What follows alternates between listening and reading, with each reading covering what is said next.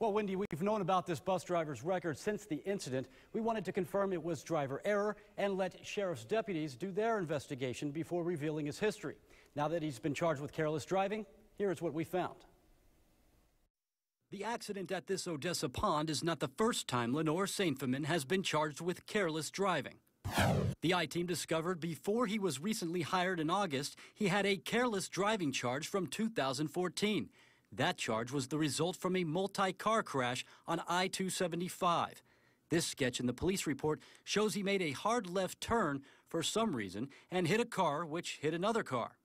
The I-team also found state records show it took him 3 times to pass the school bus portion of his commercial driver's license exam. It also took him 9 times to pass the general knowledge section and 9 times to pass the air brake section of the exam.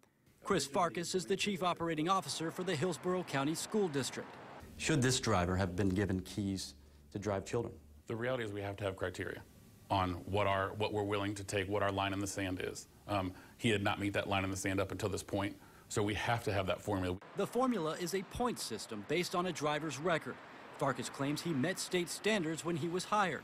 As for the several times it took him to pass his driver's test, that's done through the Department of Motor Vehicles. That's not done through Hillsborough County or the Transportation Department. But when you're interviewing this gentleman, you have that information. Did someone not ask why it took him 3 times? I don't know that question. I wasn't there for that interview. I would assume that everything in their history and driving record would be something that we'd address before we come up through that. Should this bus driver continue driving children? We're going to have to look at the specifics of this case.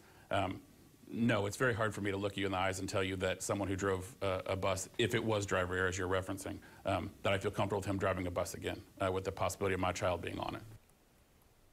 And tonight we've learned that driver has been let go. Now, when it comes to the state's driver's test, a Pinellas County transportation director tells us 3 attempts to pass the written part and only 1 attempt for the actual driving part is all you get when applying for the job in his department. Now, for weeks, we have been looking at all the bus drivers in Hillsborough and Pinellas counties. Those results tomorrow night at 11. I'm investigator Jared Holbrook, taking action for you.